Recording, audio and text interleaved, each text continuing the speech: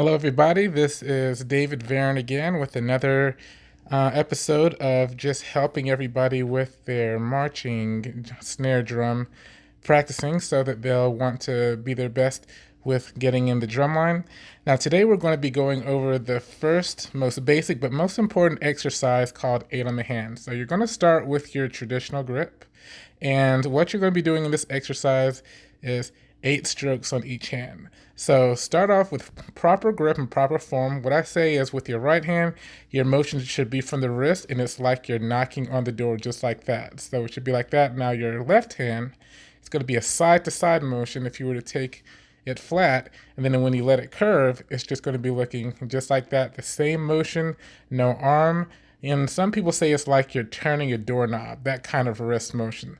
So if you come back out, then here's the way it looks when we're going to be doing it with our wrist, with a stick in. So that's your right hand motion, and that is your left hand motion. But still, with your right hand, it's like you're knocking on the door, and with your left hand, it's like you're turning a doorknob. Now, let's talk about two different kinds of strokes. The first one is called the legato stroke. It's like you're bouncing a basketball and you're working with the natural rebound that comes from the drum head. You're letting it bounce and your hand is following it. Now, you still have a nice firm grip. Both of your back fingers are on, so you're not letting it just loosey-goosey, and you have full control over it, but within that firm grip, you're letting it bounce and you're working with it. Now, with your left hand, the exact same, your form stays the same, and you're doing that turn, but you're letting it bounce. It's going to take some time if you're not left-handed, but that's okay. That's why we have all summer, and kids practice all summer. Now, the other stroke we have is the downstroke. You start down, you go up, and then you go back down, and your hand and your arm absorbs all of that shock. So that's what the downstroke is like. So in this exercise, you're doing a combination of those two strokes, but you have to make sure that you're doing it at the correct place. So now you're going to be doing 7 legato strokes with each hand starting. So you have 1, 2, 3, 4, 5, 6, 7. And then after the 7th one, you have 1 downstroke. And that's going to get you to where you're starting with the next hand. So 7 legato strokes, you're working with the bounce, still keeping it firm, and then you have 1 downstroke.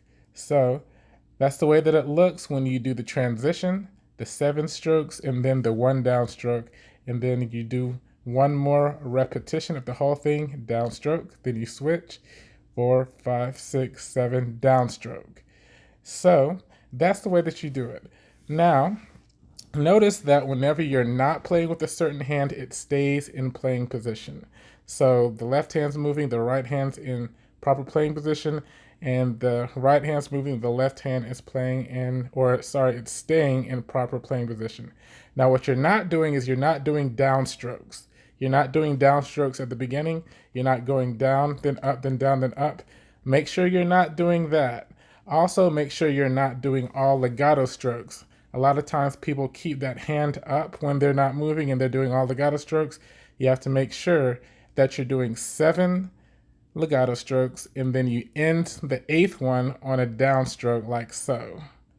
And then you're going to be keeping that down while you're doing the same with the other hand. That is how you properly perform the exercise on 8 on the hand. Now make sure that you keep your stick heights high. Make sure you don't keep them low. Make sure you keep them nice and high, because this is a wrist exercise and it's designed to get your wrists nice and loose before you start playing. I tell all students this is the most basic and most important exercise that they will ever know. So to end it off, make sure again that you keep those fundamentals together. Make sure that you're watching your stroke types. Make sure you're doing 7 legatos, 1 downstroke for both hands. Each hand does it before you switch, and then you can do it as many times as you want, and then you finally finish. So I hope that this helps. I hope that this is going to inspire you to get practicing, because now you can at least do the first thing to get you ready.